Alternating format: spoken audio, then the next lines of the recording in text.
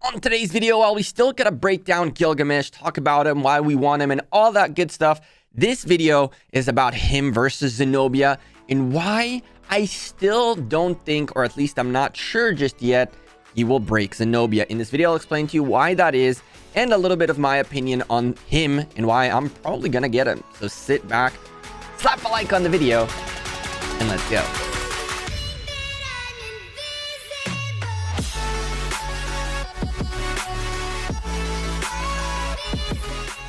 Hey there, YouTube. Welcome back to Gekko Gaming. Now, I know a big chunk of you are like already gone because you watched the intro. You're like, oh, he has no idea what he's talking about. The stats look too good for Gilgamesh.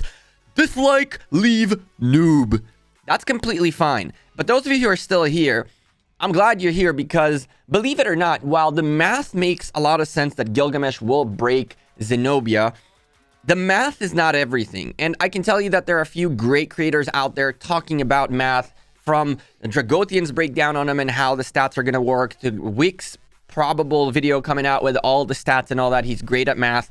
At the end of the day, Rise of Kingdoms is not only math. Yes, the mechanics behind the game are math, are code, it's math. But you're forgetting the human factor. You have no way to calculate what kind of a defense you're going to hit. Even if you go and take the worst case scenario, you can't know if they have the best talent tree, the best stats, the best equipment, the best all that. And you can put all that into the test to go like with the hardest, most possible potential outcome. But what happens? How do you simulate a swarm? How do you simulate the rally having, the garrison having 100%? This type of troop, maybe, just maybe, as Zenobia with 50% infantry, 50% cavalry will actually do much better than a full infantry Zenobia against Gilgamesh. So there are tens of factors to take into account, which dry math just simply cannot take because there are too many. Now, if we go and look at more realistic things that are not only math, mathematically, it looks like Gilgamesh is going to do a ton of damage. More specifically, everybody's focused on enemy health reduction of 30%. Oh, Zenobia is going to have 30% less health. I mean, that's a no-brainer, right? Well, I don't think so.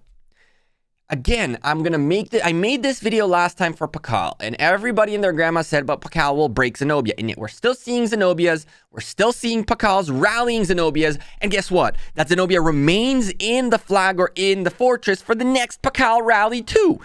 Sometimes Pakal does better damage. Other times, Zenobia wins.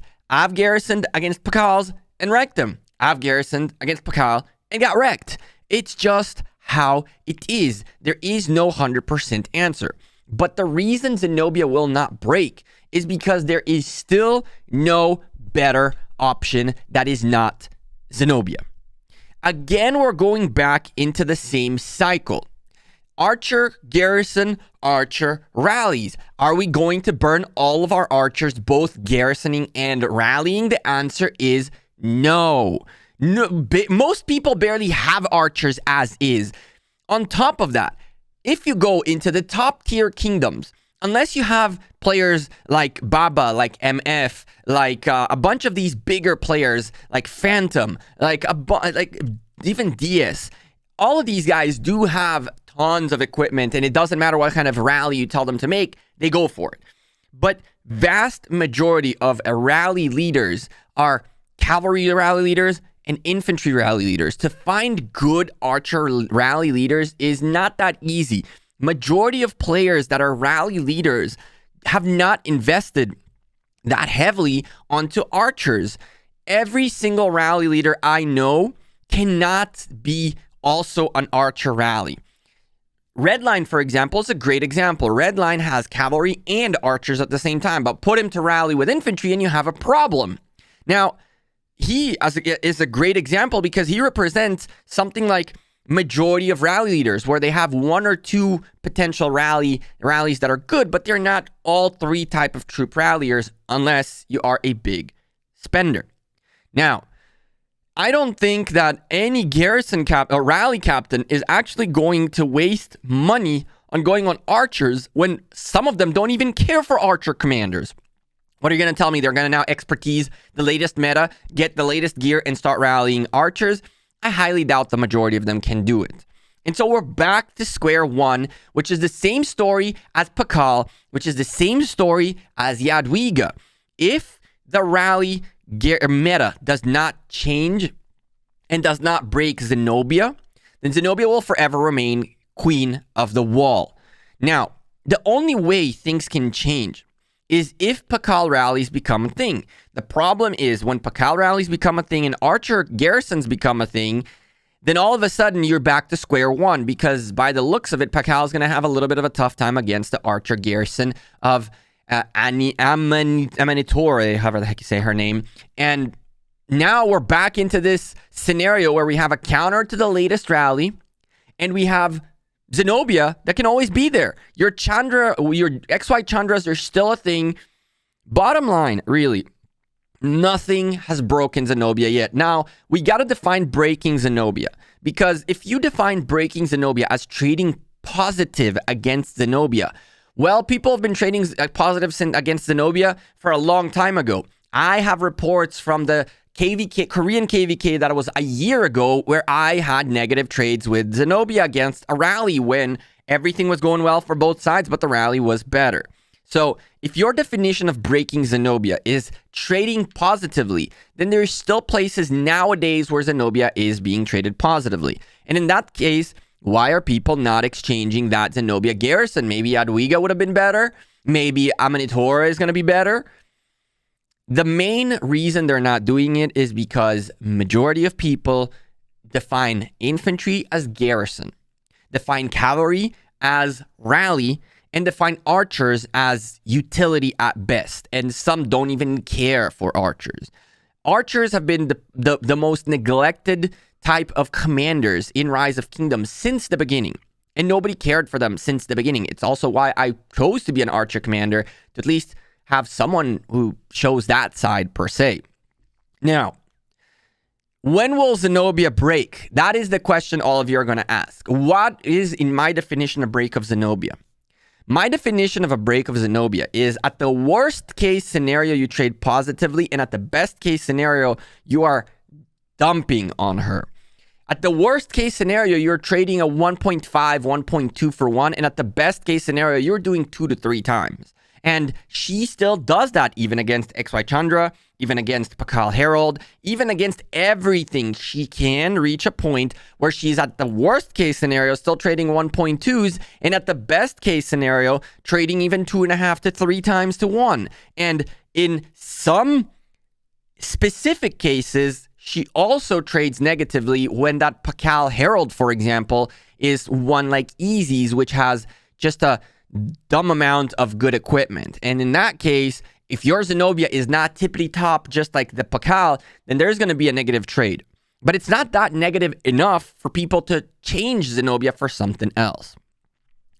For you to if you're calling breaking Zenobia a positive trade, then congratulations, XY Chandra can break Zenobia. But in my opinion, the only way you break Zenobia is when putting her on the wall or on the flag or on whatever you put her in is just not a good idea. And to this day, nobody has managed to make any of us think any different. Jadwiga will not become meta unless it's for Osiris League, because most people use cavalry not to put them in a building that is non-moving building. They use them on the field. They use them as rally leaders. That's what cavalry's been for 3 years in Rise of Kingdoms. She came here to try to make a change, but it's just not looking too good. Yes, there are people using Jadwiga out there, but again, the vast majority stick with Zenobia, and they stick with her for a reason.